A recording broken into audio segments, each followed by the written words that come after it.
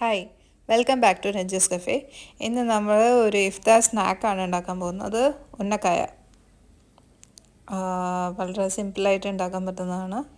നമുക്ക് നോക്കാം എങ്ങനെയാണ് ഉണ്ടാക്കേണ്ടതെന്ന്, എന്തൊക്കെ ഇൻഗ്രീഡിയൻസാണ് വേണ്ടതെന്ന് നോക്കാം.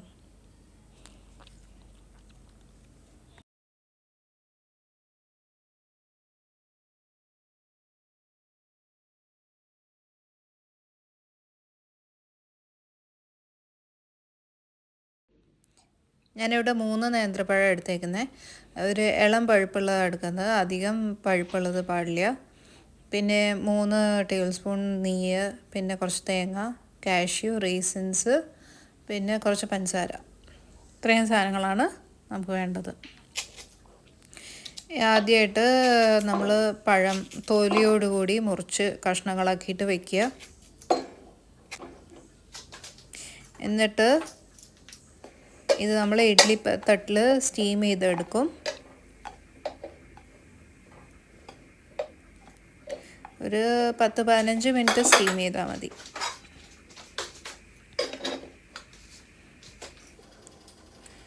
എന്നിട്ട് സ്റ്റീം ചെയ്തെടുത്തിട്ട് നമ്മൾ ബനാന സ്റ്റീമായി വന്നിട്ടുണ്ട്, പുലിയൊക്കെ നിറം മാറിയിട്ടുണ്ട്.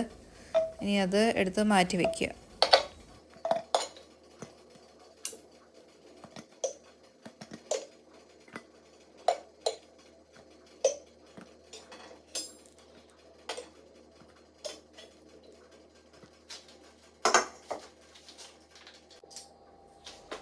ഇനി നമ്മൾ തൊലി റിമൂവ് ചെയ്യും.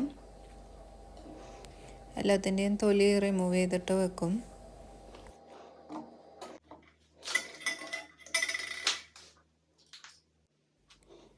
എന്നിട്ട് അത് പകുതിയാക്കിയിട്ട് അതിൻ്റെ കറുത്ത നാര് പോലത്തെ സാധനം റിമൂവ് ചെയ്യുക എല്ലാത്തിൻ്റെയും.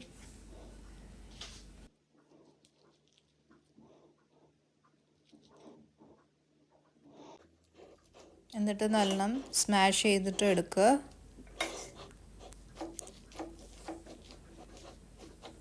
സ്മൂത്ത് ആക്കിയിട്ട് എടുക്കണം.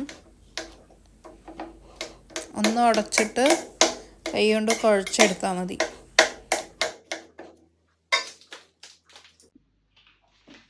ഇല്ലേ മിക്സിയുടെ ബ്ലെൻഡറിൽ ഒരു പൾസ് അരച്ചെടുക്കാനും പറ്റും.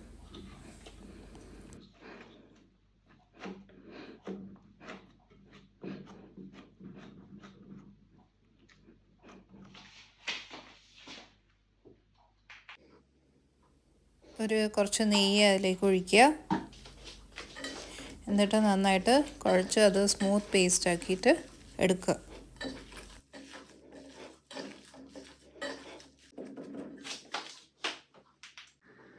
നമുക്ക് ഫില്ലിംഗ് ഉണ്ടാക്കാം. അതിനായിട്ട് ഒരു പാൻ ചൂടാക്കുക. 2 ടേബിൾ സ്പൂൺ നെയ്യ് ഒഴിക്കുക. നെയ്യ് ചൂടായി വരുമ്പം അതിലേക്ക് മുന്തിരി ഇടുക. അതൊന്ന് പോപ്പ് ചെയ്ത് വരുമ്പോഴത്തേക്കും കാഷ്യൂസ് ഇടുക. എന്നിട്ട് അതൊന്ന് മൂപ്പിക്കുക, നല്ല മണം വരുന്നവരെ.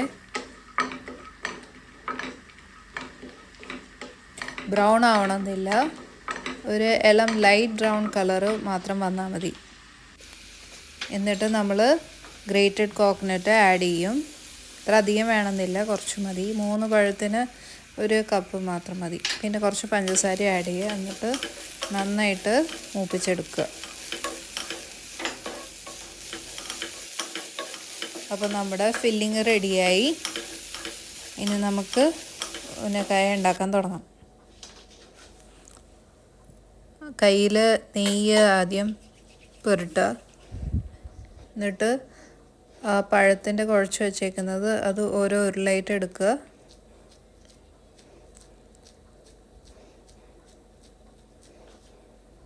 എന്നിട്ട് കൈയിൻ്റെ വിരലുകൊണ്ട് അത് അമർത്തിയിട്ട് വട്ടത്തിൽ ഒരു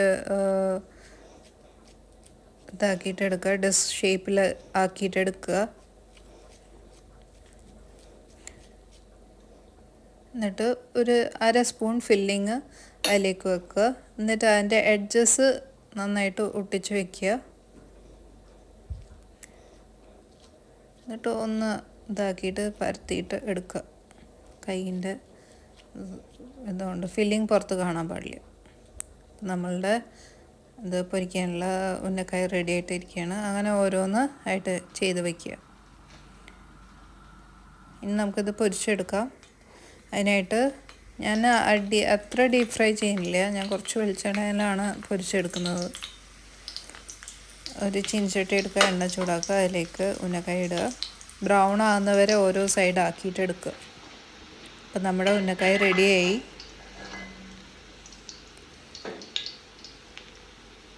നിങ്ങൾക്ക് അധികം എണ്ണയിൽ വേണമെങ്കിൽ പൊരിച്ചെടുക്കാം, അപ്പോൾ വേഗമാവും. ഞാൻ മറിച്ചിട്ട് ഷാലോ ഫ്രൈ എന്ന് പറയാൻ പറ്റില്ല, എന്നാലും കുറച്ച് എണ്ണയിലാണ് ഞാൻ പൊരിച്ചെടുത്തേക്കുന്നത്. അപ്പോൾ നമ്മുടെ ഉന്നക്കായ് റെഡി ആയിട്ടിരിക്കുകയാണ്.